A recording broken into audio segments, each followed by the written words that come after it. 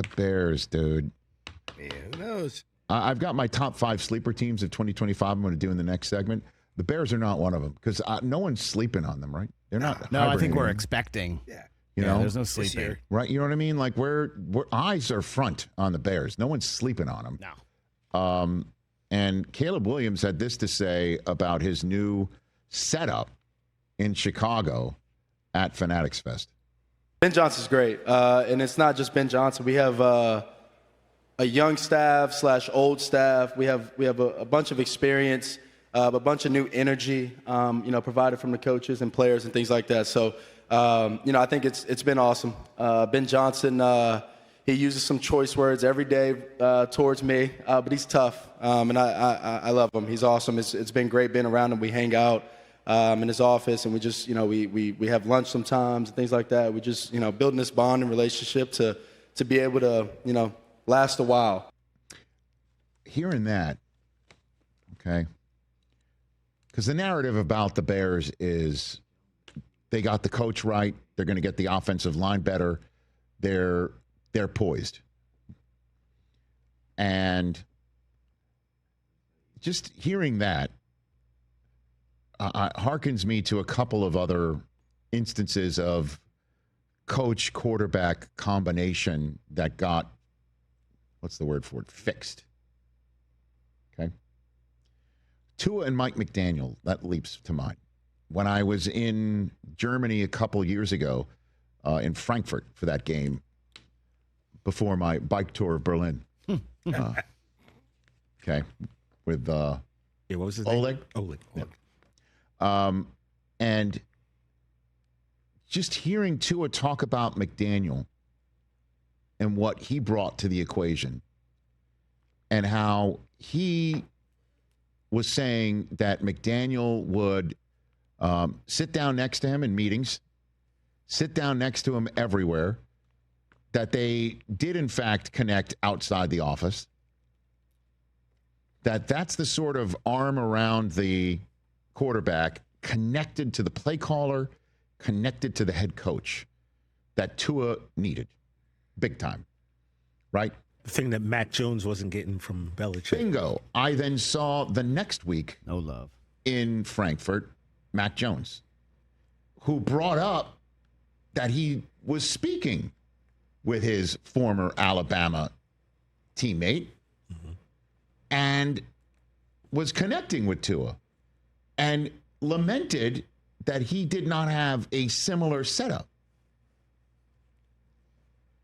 And some guys have an arm thrown around.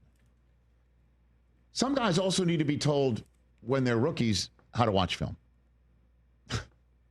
And I thought that when I heard that, I'm thinking to myself too, like, could you imagine everything that Seth Wickersham is reporting in his book that came out with an excerpt a few weeks ago? I think you were somewhere because Suze was in that chair when it broke. I was out that day. Yeah. Okay. Yep. And we were all, remember that It was about a month ago. that stuff came out. Seth Wickersham texted got me a during the text, commercial break yeah. saying, like, this is without any comment, just like sent me the link of his article, and I read it during the commercial break, and you saw I was like, oh, you're like, man. well, let's get and on. so I basically read it on the air, and we were reacting live on the air about this, and it's just like, wait a minute. Because everyone's going to get hung up on the fact that he and his dad were trying not to get drafted by the Bears because of their history of not having the proper setup for a quarterback. Which at the point. And then the thing that people didn't focus on was that it tracked by him going through his rookie season with the Bears anyway. And the fact that the coach or coaching staff didn't give him an idea of what film to watch or How to watch or it. how to watch it. And again, the quarterback setup there was, Tyson Bagent was there as well, right? And he was new to the relative scene as well. Yep. And so you don't have anybody there to be like the Flacco of it. And hearing this soundbite, knowing that he's got to be out of his skull delirious that the coach is like coaching him hard, but I kind of dig it, and we're hanging out, and we're getting that relationship built. And they add, I was looking up during my soliloquy here, they've got Case Keenum there now. Oh. And, I guess it's to use that commercial, if they need help, backing up the car, they call for him, Yep. right? So they've got a veteran in there. And I think that's Case Keenum's gig more than anything else, is to teach these guys how to be a professional, at least when the coach isn't in the room. And he's got to be ecstatic. Yeah. And I like hearing him say that the coach has choice words for him, because I think a lot of people think that Caleb is a bit of a delicate flower from his tenure here. I don't know, or he doesn't take hard coaching.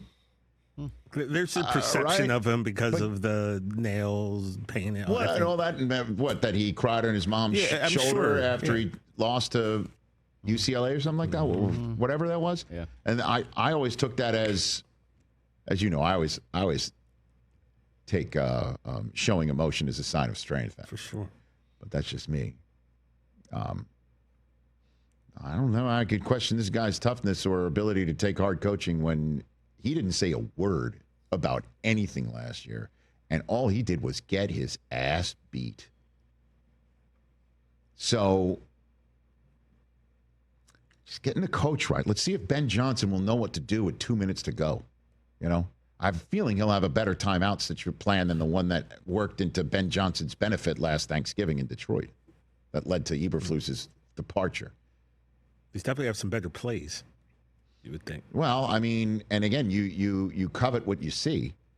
The fake fumble play that worked against the Bears happened in Soldier Field. So They've seen it. They've seen it up close and personal, what sense of evil Ben Johnson can cook up. By the way, Jared Goff, who conducted that fake fumble play, is scheduled to be on Friday's program. So, Bears, I'm not sleeping. I'm not hibernating, if you will, on them. I don't know how it's going to work because, you just saw the win-loss game for the Bears. It's a lot of tough games, obviously, within their own division and playing the AFC North as well. And, but it looks like they got the coach right. He's connected to the quarterback. They're creating a relationship, and arms being thrown around the guy, but a little bit of tough love is thrown in the direction that he appreciates as well. And all the stuff that he thought was going to happen if he went to Chicago and wanted to avoid going to Chicago for, did happen to him his rookie season, but he's maybe going to wind up better for it. Catch the Rich Eisen Show live weekdays from 12 to 3 p.m. Eastern on Roku Sports Channel in the U.S.